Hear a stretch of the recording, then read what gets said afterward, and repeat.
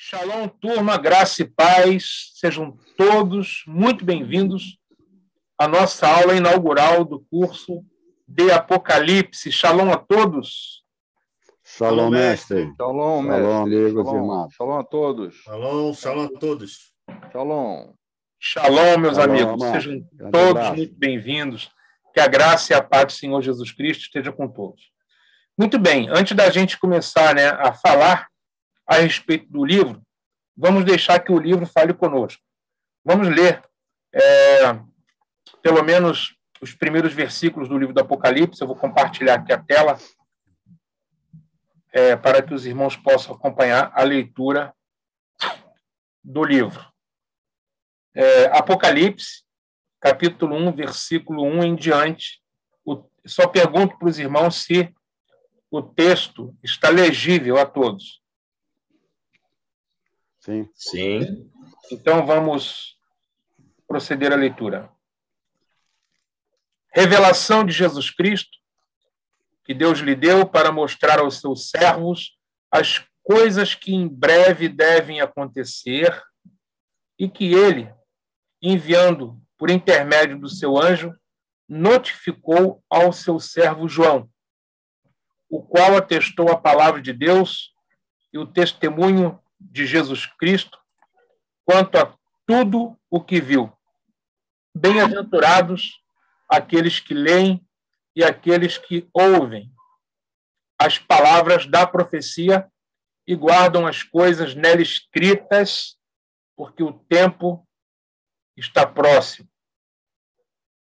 Bem, assim inicia o livro do Apocalipse, esse livro tão importante, mas ao mesmo tempo tão pouco lido, tão pouco estudado, um livro tão pouco pregado, tão pouco entendido, e a gente vai entender hoje as razões pelas quais hoje os leitores do Apocalipse têm tanta dificuldade. Eu fico imaginando o seguinte, irmãos: se existe dificuldade para que hoje muitos entendam textos da Bíblia, até mesmo como os evangelhos, as epístolas, quiçá livros como Apocalipse, que pertencem a uma literatura tão singular como a literatura apocalíptica, que tem características de ter um alto teor de simbolismo. Realmente a dificuldade se multiplica, é potencial. Mas Deus nos dá a oportunidade de entender esse livro, e cursos como esse, creio eu, são providências da graça para que a gente possa compreender melhor, Eu sempre relembro passagens como aquela de Atos, onde o eunuco está lendo um livro bíblico, no caso o profeta Isaías. O eunuco vinha lendo o livro e o Filipe aproximou-se dele e disse: "Você entende o que está lendo?" E ele disse: "Como eu vou entender se alguém não me explicar?" E essa é a questão que também diz respeito ao Apocalipse. Como entender se o livro não for explicado? Mas não basta ser explicado, tem que ser corretamente explicado, Porque o livro ele tem o gênero apocalíptico, conforme veremos, ele tem particularidades que a gente precisa conhecer. Tem gente que não sabe a diferença entre o gênero apocalíptico e o gênero profético, por exemplo. E hoje nós vamos aprender a diferença entre apocalíptica e profecia. Tem gente que não consegue distinguir a diferença na hora de interpretar entre uma narrativa, por exemplo, e um oráculo profético, entre um gênero jurídico, por exemplo, um gênero poético. Se a gente não entender o que é gênero literário, nós não vamos entender os textos da Bíblia, porque essa coletânea de livros chamada Bíblia, essa biblioteca, ela existe em vários gêneros literários que têm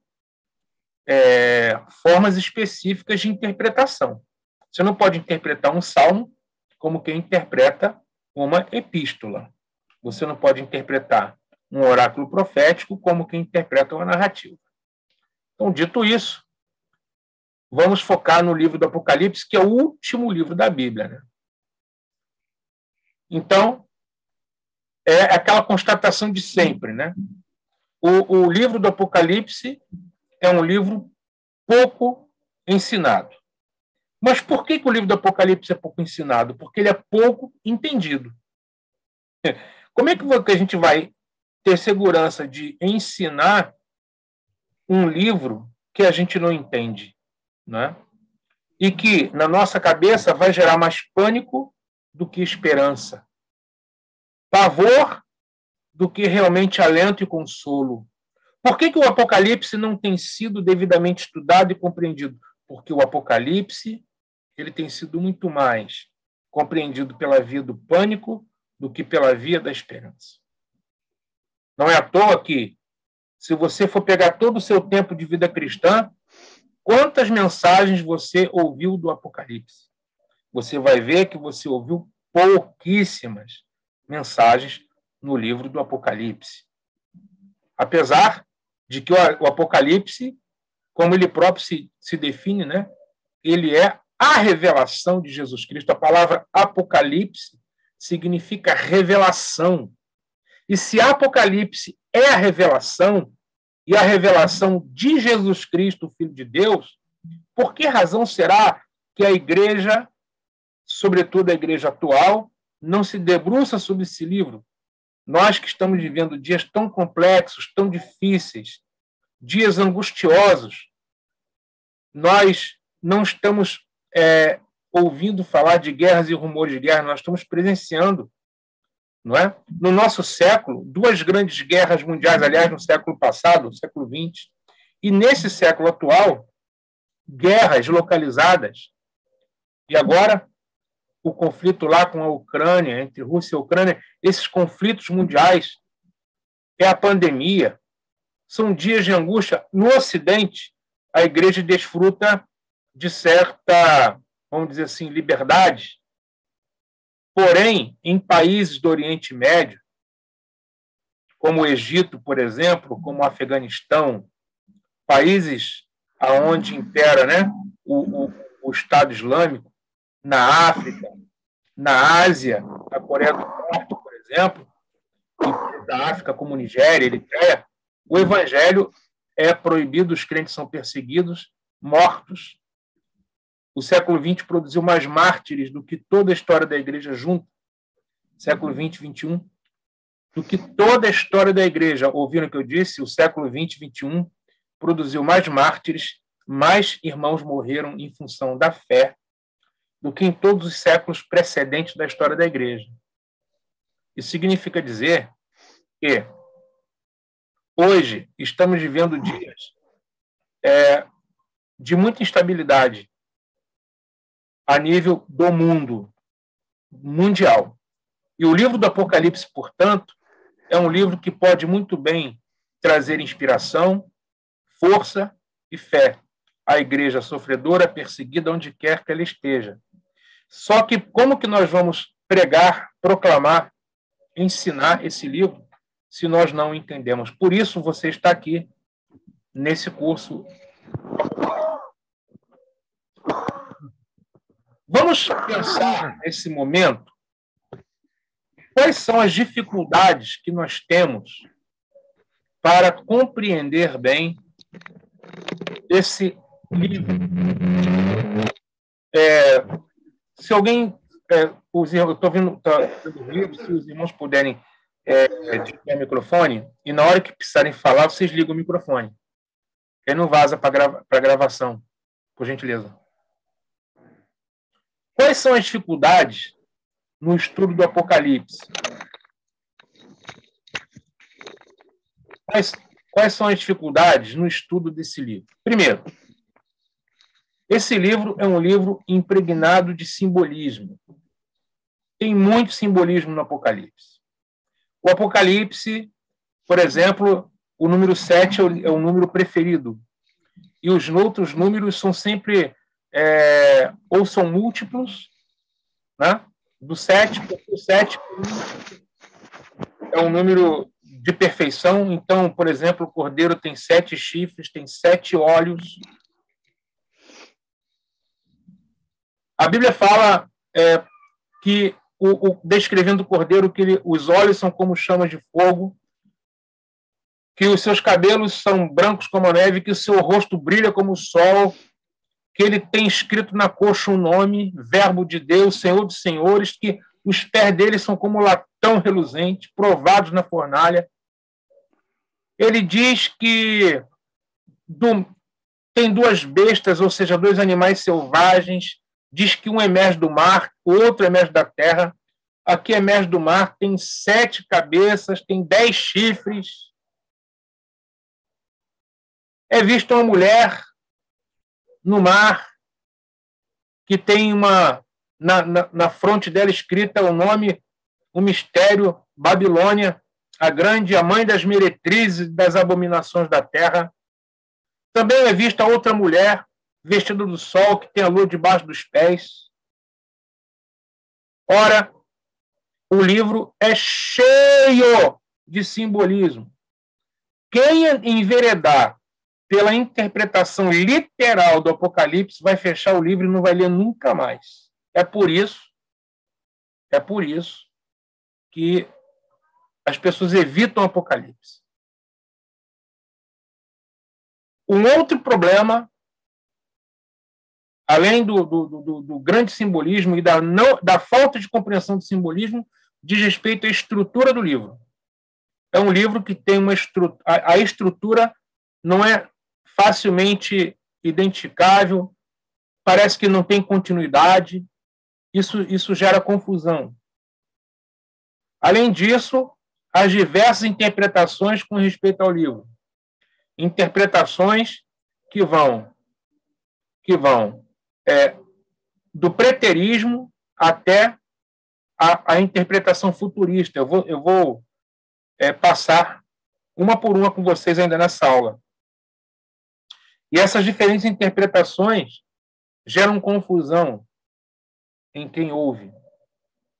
Outro problema é o uso do Antigo Testamento. O Apocalipse tem um fato paradoxal. Primeiro, ele é um livro que não tem nenhuma citação do Antigo Testamento. Mas é o livro que mais alusões tem ao Antigo Testamento. Isso é muito curioso. Não tem nenhuma citação explícita, mas é o livro que tem mais alusões, é o livro que mais faz referências, que são referências indiretas aos livros do Antigo Testamento. Outro problema é a falta de compreensão da relação entre os 7 selos, as 7 trombetas e as 7 taças. Então, conforme nós podemos perceber, existem dificuldades que não são poucas com respeito à interpretação desse livro. Então, meus amigos, nós precisamos pedir a Deus que nos dê iluminação, entendimento e nos aplicar aos estudos, para que a gente possa realmente compreender, porque o Apocalipse é um livro maravilhoso. Quando a gente entende, ele se torna um outro livro para a gente. Quando o entendimento é iluminado pelo Espírito e você enxerga, você vê, é um livro que ele tem a potência, o poder de trazer consolo, encorajamento, inspiração para os crentes de todas as épocas, de todas as gerações. Vamos, nesse momento, tecer algumas considerações com respeito à autoria, datação, gênero literário e as interpretações que podemos fazer deste livro. Então, vamos lá. Com respeito, em primeiro lugar, à autoria. O autor do Apocalipse, ele simplesmente se identifica como João, Se a gente for ver lá no capítulo 1, versículo 1, vai estar lá, a qual notificou ao seu servo João. Que o Apocalipse é interessante, Deus dá a Jesus Cristo, que envia por intermédio do anjo a João. Vamos lá, vamos olhar o versículo 1 de novo. Ó.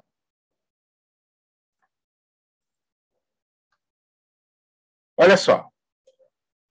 Revelação de Jesus Cristo. Então, a revelação é de Jesus Cristo. Mas que Deus lhe deu. Deu a quem? Para Jesus.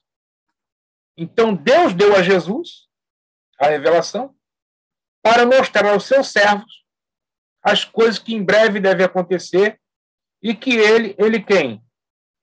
Jesus Cristo, que recebeu de Deus, enviando por intermédio do seu anjo. Então, preste atenção. Olha aí, ó. Deus, Jesus, o anjo e João. Deus deu a Jesus Cristo para mostrar aos seus servos, a igreja, as coisas que em breve devem acontecer. E que ele, Jesus, enviando por intermédio do seu anjo, notificou ao seu servo João, o qual atestou a palavra de Deus e o testemunho contra tudo o que viu. Então, Deus revela.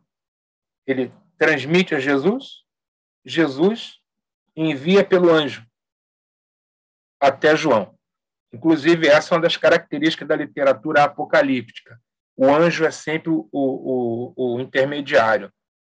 Deus ou Jesus, Deus e Jesus, ou Deus, por meio de Jesus, envia através do anjo ao receptor da revelação, que no caso do Apocalipse é João. Não é? Muito bem. Então, voltando aqui para a nossa tela. O autor identifica-se como João. João. Então, está lá no versículo 1, ao seu servo João. Está lá também no capítulo 21, versículo 2, no versículo 8. Está lá, é João. Esse João é servo. Né? Ele é chamado de servo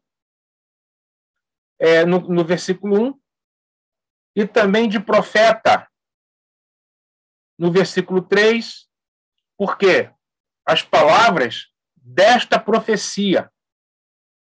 Então, esse João é também um profeta, inclusive no capítulo 22, no versículo 9, vamos para esse texto aqui, ó. No 22, versículo 9, então ele me disse, vê, não faças isso. Quem está falando? O anjo está falando com João. Vê, não faças isso, porque ele começou a adorar o anjo, né? E os anjos são criaturas, os anjos não admitem adoração. Os anjos que são obedientes, né? Os anjos que estão a serviço do trono de Deus, eles não admitem adoração. Então, quando o anjo traz a revelação e João vai adorá-lo, ele diz, então ele me disse, João está dizendo, ele disse para João, o anjo disse, vê, não faças isso, eu sou conservo teu e dos teus irmãos, os profetas. Ou seja, os profetas são irmãos de João. Eu sou conservo teu e dos teus irmãos profetas, dos que guardam as palavras desse livro. Adora a Deus. Boa palavra para falar hoje para quem está do nosso lado, né? Tem tanta gente adorando a tanta coisa, entendeu? Adorando a homens, adorando o seu próprio ministério, adorando o seu próprio patrimônio, adorando o dinheiro. Tem tanta gente adorando tanta coisa, né? E essas palavras ressoam hoje. Adora a Deus. Adora a Deus. O anjo não recebe adoração, né, de ninguém. E aí, você vê o seguinte, o João, ele é chamado de profeta, né? O livro são as palavras dessa profecia. Interessante porque, conforme a gente vai ver aqui agora, o autor do Apocalipse é servo, chamado de servo, chamado de profeta. O anjo identifica como um entre os profetas, seus irmãos profetas. E quem é esse João, afinal de contas? Bom, ao longo de toda a história da igreja, houveram várias sugestões para a autoria do Apocalipse, né? Bom, a sugestão, evidentemente, mais hegemônica é que a autoria é João o apóstolo. É João o apóstolo. Mas, conforme a gente vai ver, a atribuição da autoria a João, o apóstolo, ela não é sem algum tipo de problema, apesar de que a tradição, desde o princípio, tem apontado João, o apóstolo, desde Justino, passando por Tertuliano e etc. Mas vamos examinar aqui alguns, vamos ver pelo menos alguns. Além de João apóstolo, tem o presbítero João. Esse presbítero aí está lá na segunda carta de João, né? O presbítero.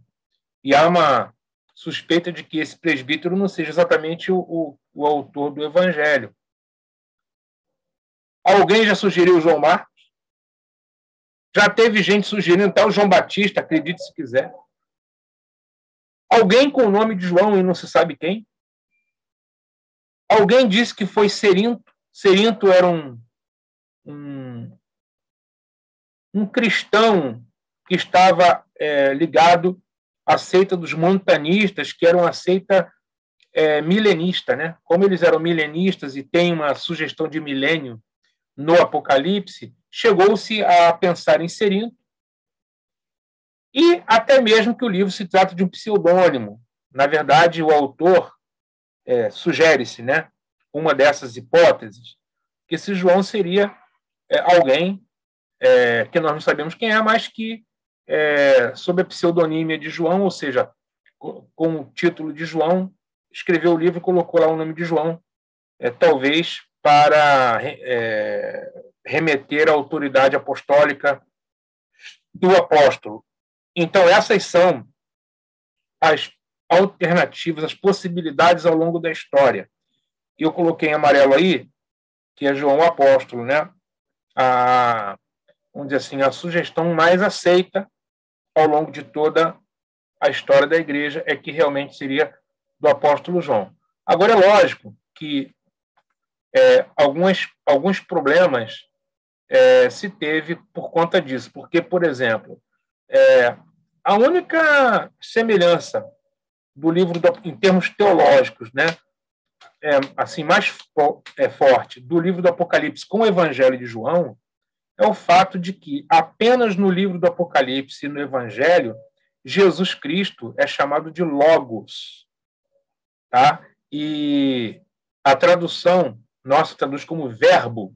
Então ele é chamado de verbo de Deus no prólogo do Evangelho de João, no capítulo 1, versículo 1, João 1, 1, e também no Apocalipse 19, quando diz que aquele que vem montado no cavalo branco se chama de Logos de Deus, ou Verbo de Deus.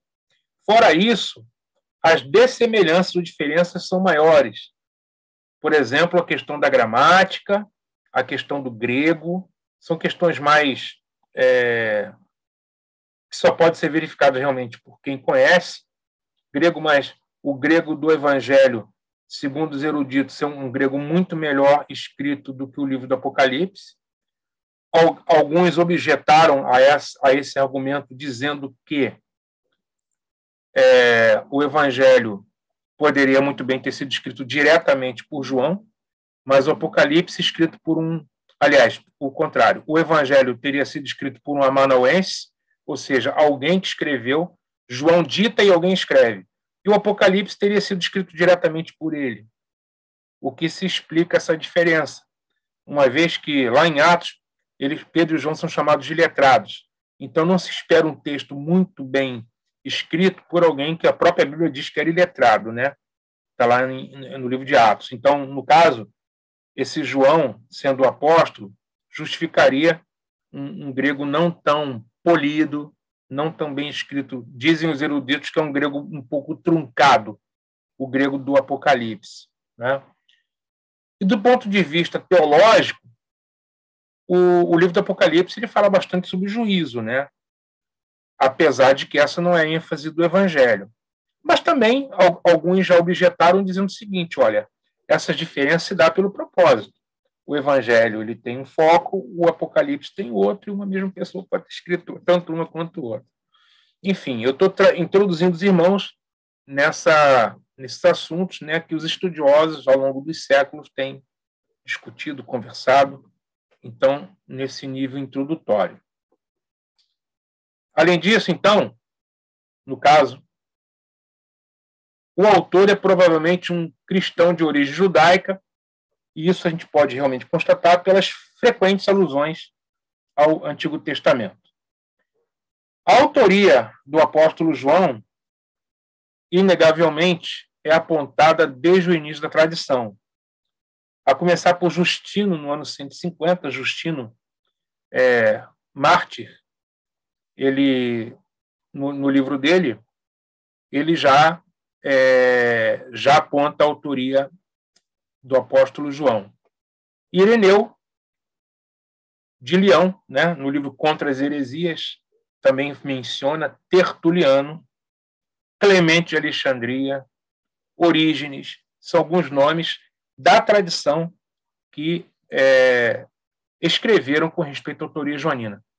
Portanto, assim, né, para todos os efeitos, o Apocalipse de João vai ser sempre, né? Se esse João é o apóstolo, é o que a tradição tem sustentado, né? E a gente recebe isso da tradição. Mas o que levaram os estudiosos a dizer assim, é João ou não, é o fato do autor não ter se identificado como profeta. Aliás, ele não se identifica como apóstolo, ele se identifica como profeta, né? Como servo, como profeta. E se o autor não era o apóstolo, o teólogo bíblico, por exemplo, o Eldon Ladd, ele vai dizer que era pelo menos um profeta muito bem conhecido das igrejas da Ásia. Se não fosse o apóstolo, porque o apóstolo João, isso a tradição também afirma, ele viveu na Ásia Menor e a comunidade de Éfeso ela foi muito influenciada pelos ensinos de João. E Éfeso é uma cidade da Ásia Menor.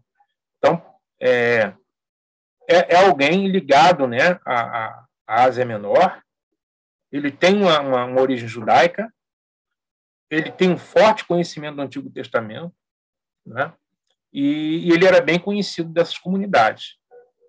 Tá? Então, a respeito de autoria, é o que nós poderíamos falar até o presente momento. Não há nada que desabone a ideia de ter sido realmente o apóstolo. Tem algumas dificuldades, mas também elas são justificadas, né? Podem ser justificadas. Ok? Eu vou deixar, assim, para os minutos finais, né, a questão das dúvidas, das perguntas, para que eu possa avançar aqui nessa introdução. Né? Aí eu deixo essas perguntas, por favor, você pode anotar, para não esquecer.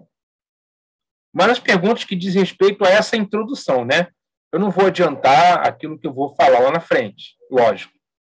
Entendeu? Porque tudo que for dito tem que ser bem argumentado, bem justificado, isso vai ser feito na aula. Mas o que eu falar com respeito à introdução, os irmãos fiquem absolutamente à vontade para fazer pergunta. Então, como eu disse, a tradição acredita o Apocalipse em relação à datação, a tradição atribui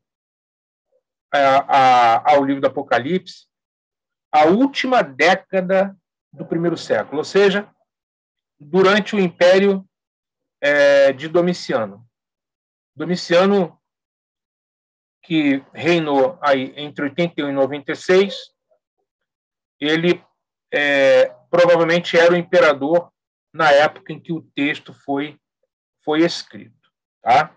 Ou seja, e aí cabe, né, a autoria do apóstolo, porque a tradição atribui que o apóstolo viveu até essa época. Ele morreu de velho, né?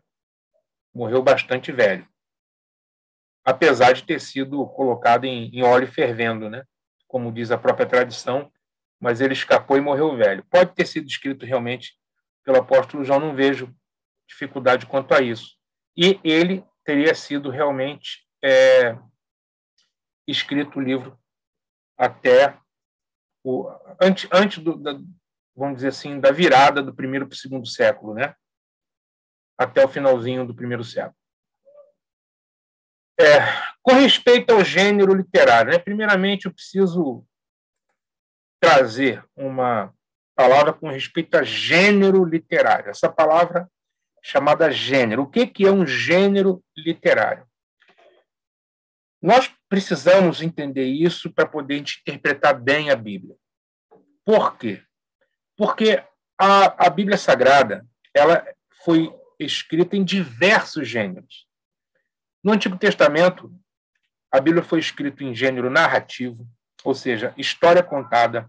Você pega o livro de a vida de Abraão, por exemplo, né? Os ciclos narrativos de Abraão, Isaac e Jacó, tudo isso é narrativa, é uma história contada no tempo passado. Mas, ao mesmo tempo, a Bíblia também tem gênero jurídico, que são as leis. E um é diferente do outro, irmão. O padrão formal do texto e o propósito é outro. Então, uma coisa é narrativa, outra coisa é o texto jurídico. Uma outra coisa bem diferente, podemos ter certeza com respeito a isso, é o gênero poético. Por exemplo, Cântico dos Cânticos. Você não pode interpretar o Cântico dos Cânticos, ou, por exemplo, um cântico de salmos, ou uma oração dos salmos, como quem interpreta um oráculo profético de Jeremias para Israel, de Jeremias contra a Babilônia. Não pode, não pode. Tem gente fazendo isso, pelo amor de Deus, não pode, gente. A interpretação de um texto, ela se dá em função do gênero profético. Aliás, do gênero literário. A interpretação de um texto se dá pelo gênero literário desse texto. Então, muitos de nós tropeçamos nisso. Nós não podemos interpretar uma palavra do salmista quando diz: eu fui moço, hoje sou velho, nunca vi um justo desamparado. Ele está dizendo: eu nunca vi, eu nunca vi. Não é Deus que está dizendo: eu nunca vi. Quem está dizendo é o salmista. Isso é uma coisa. Você não pode fazer doutrina com respeito a isso. Entende? Agora, um oráculo profético, quando é Deus está falando, ou até mesmo uma epístola paulina, ou uma epístola de Pedro, de Tiago, é diferente porque elas são normativas. Enquanto as narrativas são descritivas, narrativa conta o que aconteceu. A epístola é normativa. Elas dizem como as coisas devem ser. Então, a gente precisa ter essa compreensão. Apocalipse é um gênero distinto de todos os outros, inclusive, veja bem, é o único livro do Novo Testamento cujo gênero é predominante ao apocalíptico. E você vai entender um pouco sobre o que é o gênero apocalíptico agora. O Antigo Testamento tem partes apocalípticas dentro de alguns livros. Por exemplo, Daniel tem partes apocalípticas em Daniel. Por exemplo, o livro de Isaías tem pequenas porções apocalípticas em Isaías. Nos evangelhos, tem porções apocalípticas também, tá? Dentro do evangelho. Então, dentro dos livros, nós podemos ter gêneros literários diferentes, mas você tem um gênero que predomina sobre os demais. O livro do Êxodo, por exemplo, ele é hegemonicamente narrativo. Mas dentro do livro do Êxodo, você vai ter porções jurídicas, que são as leis, veja os 10 mandamentos, estão no livro do Êxodo. É lei. Aquilo não é narrativo. E também tem, dentro do Êxodo, canções, poemas. Olha o cântico de Miriam dentro do Êxodo. Aquilo é canção. Ela está cantando, atravessou o mar, está cantando. Aquilo não é narrativa. Aquilo é uma canção, aquilo é poesia. Então, é preciso entender o que é gênero. Gênero é os tipos diferentes de textos. O gênero literário é o tipo textual em que determinado texto é escrito. Entendido isso? E esses tipos textuais, eles têm um padrão formal. Por exemplo, epístola. Toda carta começa. Quem escreveu? Para quem está escrevendo? Uma saudação, um corpo de desenvolvimento da carta, ou seja, o conteúdo propriamente escrito e uma saudação final. Toda carta tem isso. Veja lá as cartas de Paulo. Paulo, vírgula, servo de Jesus Cristo, apóstolo pela vontade de Deus, aos santos que estão na Galácia, em Éfeso, na Tessalônica. O que é isso? Gênero literário epistolar. Epístola, carta. Entende? Isso é um padrão formal. Remetente, destinatário, saudação, conclusão. Corpo da carta, conclusão. O que é o gênero profético? Ele tem também a sua forma. Assim diz o Senhor. 2 pontos, abre aspas. Aí vem o oráculo. Isso é oráculo profético. Compreende? Então, o que a gente pode realmente depender disso? Depender que esses gêneros literários diferentes, eles têm padrões formais que os identificam. Ok? E o gênero apocalíptico é a mesma coisa. Então, voltando aqui para a nossa tela, veja. Tem 3 gêneros dentro do Apocalipse, sendo que o gênero apocalíptico é o gênero hegemônico. Aliás, o livro do Apocalipse se dá por conta do gênero apocalíptico. Tá? Na Antiguidade, em Israel, o gênero apocalíptico fervilhava. No 1º século, tinha muitos apocalipses. Por exemplo, o livro de Enoque é um livro apocalíptico. Tem o livro da Ascensão de Moisés, o livro apocalíptico. Então, são exemplos de livros apocalípticos que Israel conheceu. Correto? E o livro do Apocalipse tem 3 gêneros literários, mas o que predomina é o apocalíptico. E para que serve a literatura apocalíptica? Isso aqui é importante demais de dizer. Pessoal, presta atenção para vocês entenderem. Presta atenção. Mente de Cristo. Entendimento. Vamos entender. O gênero apocalíptico, ele surge em Israel. Não desde sempre, mas ele começou a surgir a partir, tá, do 3º século, nessa virada ali do 4º século para o 3º século, a partir do Império Grego, depois dos persas. Tá? Isso não é do pós-exílio, do exílio, não é do pré-exílio, isso é do pós-exílio. E por que ele surge, o gênero apocalíptico? Quanto mais vai se aproximando do 1º século, mais as literaturas apocalípticas vão fervilhando. E o livro de Daniel é uma prova disso. Por que o gênero apocalíptico surge? Por um desapontamento. Guarda isso que eu estou dizendo para vocês. O gênero apocalíptico surge por um pessimismo daqueles que são os visionários de Deus, daqueles que são os canais de recepção da revelação para com as instituições de Israel presentes na história. Leia-se sacerdócio, monarquia, a falta de expectativa por uma mudança dentro da história. Porque, veja, profecia, o gênero profético, a profecia, tá?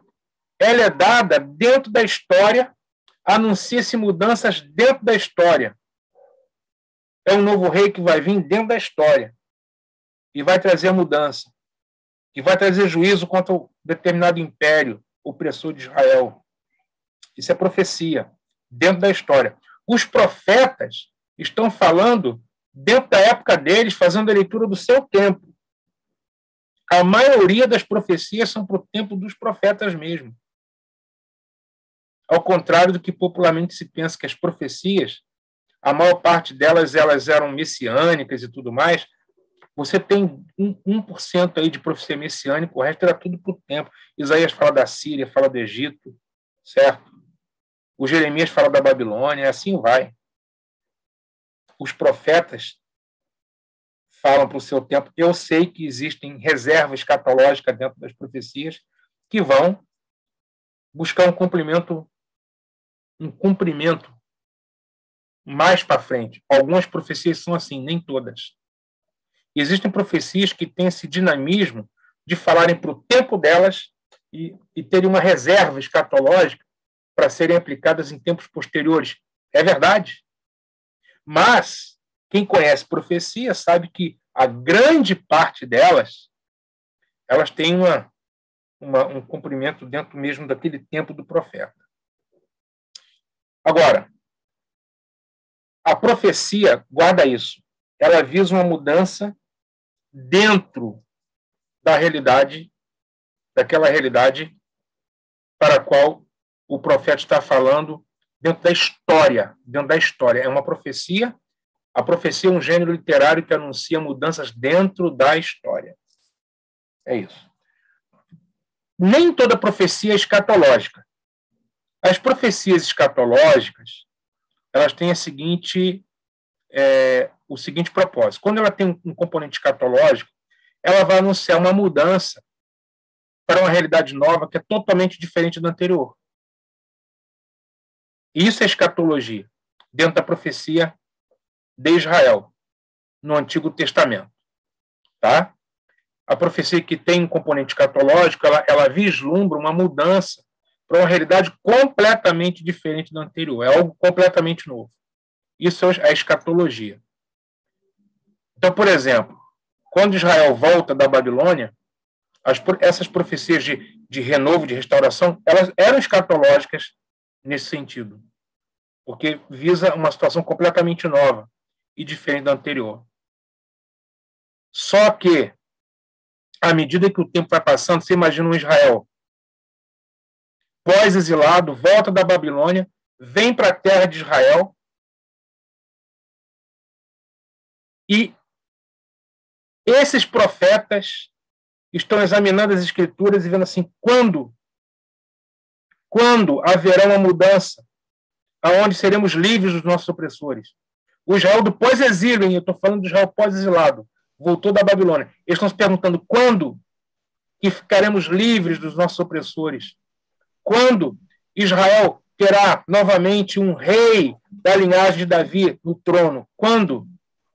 Então, essas perguntas, aliadas à insatisfação com um sacerdócio corrompido, à falta de reis legítimos, porque o que haviam eram pessoas enviadas, ora pelo Império Persa, ora pelo Império Grego, e depois pelo Império Romano.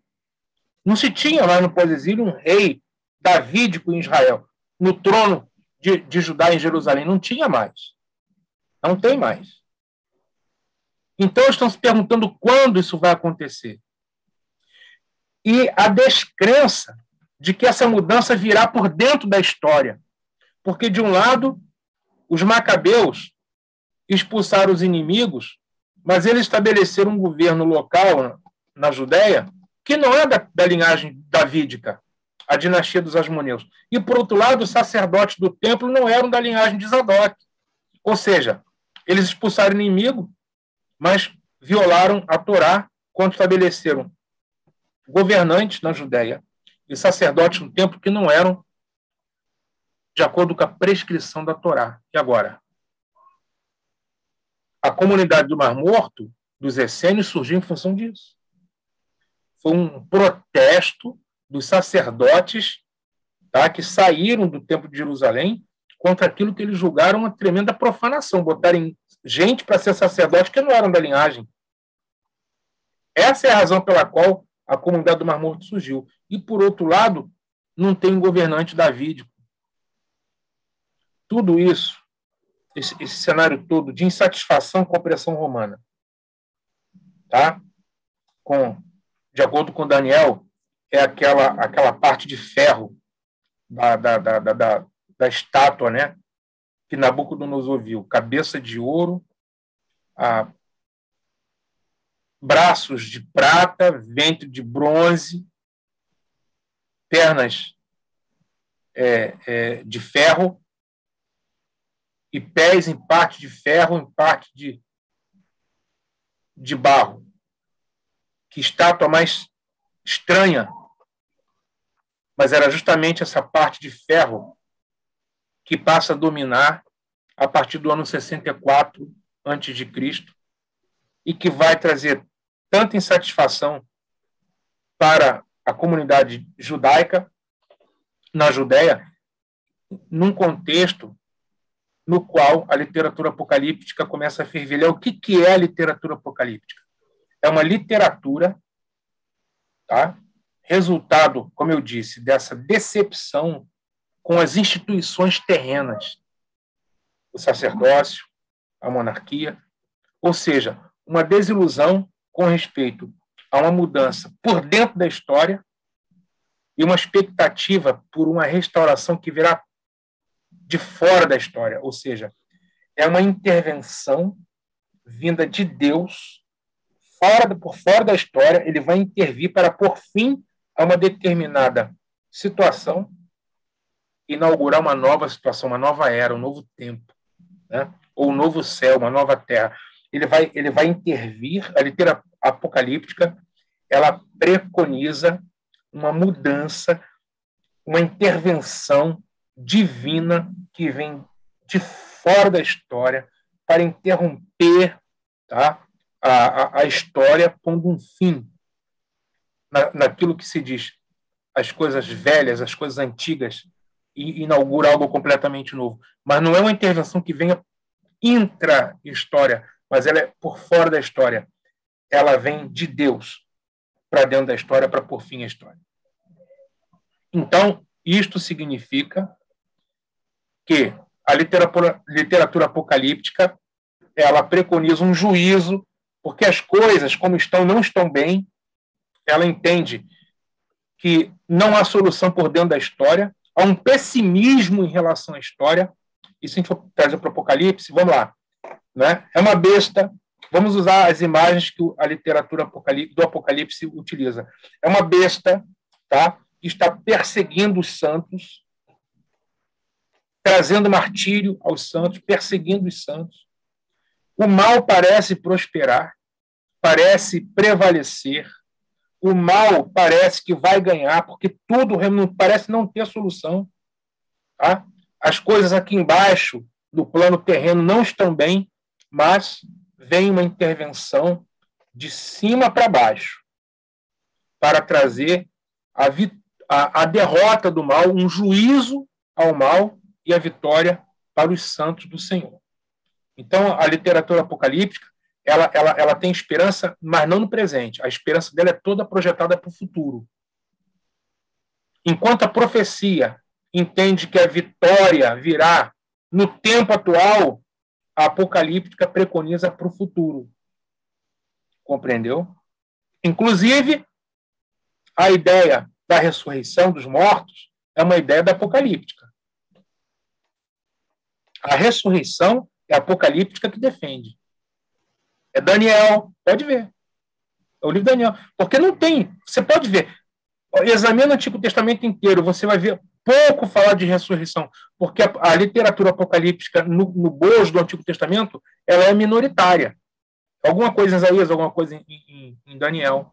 Agora, no Novo Testamento, não. Ferve ressurreição. Por quê? Porque o Novo Testamento ele tem essa influência. Compreendeu? Ele é ressurreição purinha, purinha, purinha.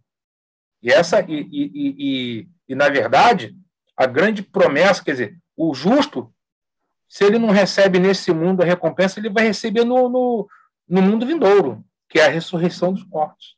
Ou seja, a esperança, ela está projetada para o futuro. Tá certo? Onde vamos receber a coroa da vida, a ressurreição e etc. Deixa eu voltar aqui. Bom, dito isso, né? O Apocalipse ele tem 3 gêneros. O apocalíptico, que é o gênero dominante, o gênero profético e o gênero epistolar. Quer dizer, tem apocalíptica, tem profecia, é chamado também de profecia, e carta, gênero carta. Tem 3 gêneros dentro do livro, mas o predominante é o gênero apocalíptico. Veja aí as primeiras palavras do livro, né? Apocalipse Jesu Cristo, Apocalipse de Jesus Cristo que Deus enviou. É assim que começa. O próprio livro já começa se autodesignando como pertencente ao gênero apocalíptico. Né? O próprio livro. Essa literatura é dotada de uma narrativa na qual uma revelação divina é transmitida por um anjo a alguém escolhido, conforme eu já disse. Deus enviou Jesus e Jesus deu ao anjo, que trouxe para o escolhido, para o João. A revelação é de uma realidade transcendente, ou seja, para fora da história, e simultaneamente temporal, porque mostra como as coisas estão aqui embaixo. É a Babilônia que está oprimindo, certo? É a besta que está perseguindo os santos.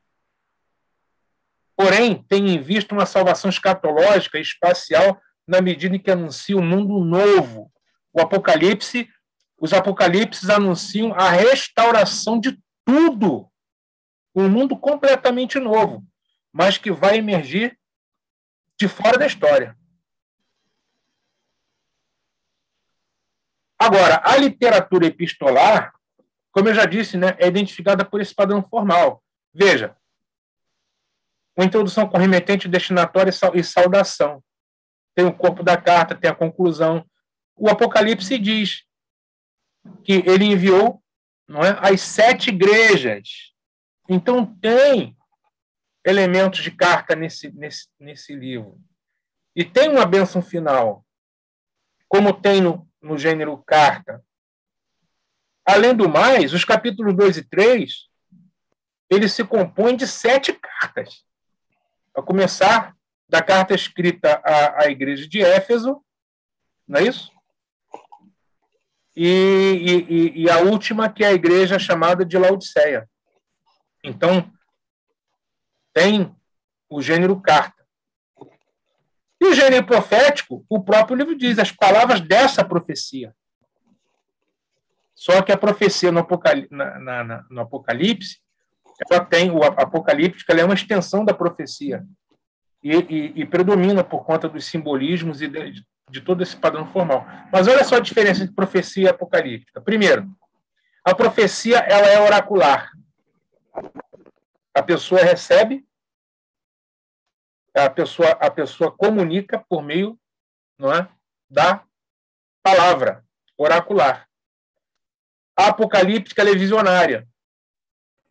Então, enquanto o profeta recebe pela palavra e comunica pela palavra, na apocalíptica, o visionário, né, evidentemente, ele tem visão. O canal da recepção da revelação é visão. Ele vê. Ele vê o quê? Ele vê um mundo que as pessoas não estão vendo, porque tem um véu que está encobrindo o olhar. Tem um véu que está ofuscando as coisas. Então, o Apocalipse vai mostrar para a gente o que está acontecendo do outro lado. Porque, pessoal, o cenário é de desapontamento, é de perseguição. O cenário é de angústia.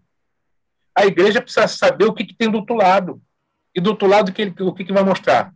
O trono, e alguém assentado no trono, o culto diante do trono, as miríades e miríades que cercam o trono, que adoram a Deus. Ao mesmo tempo mostra o cordeiro que foi morto, mas mostra o cordeiro vivo, o cordeiro está vivo, e tem o livro na mão direita, o livro da história da redenção humana, o livro na mão do cordeiro, e irrompe uma adoração no céu. Quer dizer, imagina uma igreja sofredora recebendo uma palavra dessa. Enquanto ele está vendo as coisas difíceis no tempo presente, mas ele tem uma mensagem do que está acontecendo do outro lado, o cordeiro vivo. Isso traz o quê? Coragem, esperança, não é? De que o cordeiro está para intervir, o cordeiro está para vir, o cordeiro está para voltar, para governar. O cordeiro está vindo trazer juízo à Babilônia. Compreende? Então, a profecia tem essa questão, vamos dizer, essa característica de ter um viés mais otimista com a história, porque para a profecia, a mudança virá dentro da história, mas para a apocalíptica, não. Descrer das instituições humanas, entende? E vai ser uma intervenção direta de Deus. Tem esse negócio de que, como muitos dizem, né? Não, basta colocar um presidente cristão que tudo vai dar certo. Os apocalípticos dizem assim, nada disso. É só Jesus Cristo para dar jeito. Entendeu? É isso aí. Agora, quais são as semelhanças entre a profecia apocalíptica? Ambos os gêneros preconizam a salvação final para o fiel e o juízo para o infiel, né? Isso aí é comum a ambos os gêneros, né? Muito bem, e para a gente concluir, né, eu vou dar aqui uma pincelada nas diversas interpretações que o Apocalipse teve ao longo da história. Tá bom? Então, vamos lá. A primeira interpretação é a chamada de preterista. Tá? A segunda é historicista. A terceira é chamada de idealista. E a quarta é chamada de futurista. Preterista, historicista, idealista e futurista. Então, vamos lá. Qual é a primeira interpretação que se tem desse livro? Né? Vamos chamar de preterista. O que é a interpretação chamada de preterista? Ela vai refletir o tempo do autor e dos primeiros leitores. Ou seja, na interpretação preterista, entende-se o Apocalipse como uma radiografia da situação que o autor e que a comunidade cristã que recebeu esse texto em primeira mão, lembre-se que você não é o primeiro destinatário desse livro. Esse livro foi escrito para uma comunidade original e o Apocalipse, segundo a percepção preterista, ele é uma radiografia do que está passando, ou seja, a igreja está passando por um momento de opressão, de perseguição, há uma besta. Tá? Tudo que está escrito lá diz respeito a essa realidade do final do primeiro século, quando o livro foi escrito. Tá? Há uma besta que exige adoração à imagem dela, não é isso? Há uma besta e há uma adoração à imagem da besta, que os crentes, os santos, se negam a dar e que por isso são perseguidos. Aí eu pergunto, tem uma raiz histórica? Existe realmente a interpretação preterista ela tem algum sentido? Claro que tem. Eu pergunto para os irmãos, faria sentido eu escrever uma mensagem de consolo e esperança para uma comunidade que está sofrendo e você vai saber que aquilo que eu estou dizendo não é para se cumprir no teu tempo? Que só vai se cumprir no futuro?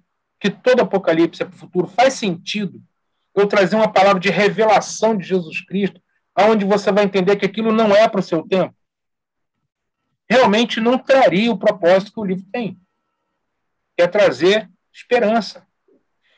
Então, a percepção preterista é uma compreensão que traz um diagnóstico do tempo que a gente esquece, irmãos, que os crentes eles eram comidos pelos leões, eram colocados nas arenas. Você não vê, você vê isso hoje.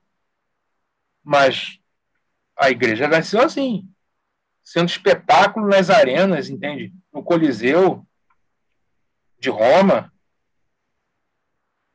Então, a gente não vê isso aqui no nosso país, mas quando o Apocalipse foi escrito, o imperador exigia adoração à imagem dele. Havia adoração à imagem do imperador? Havia adoração à imagem do imperador.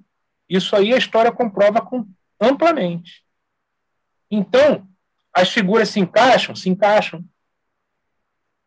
E existem aqueles que são preteristas vão dizer assim, bom, fica tudo lá no primeiro século e nada mais para o restante.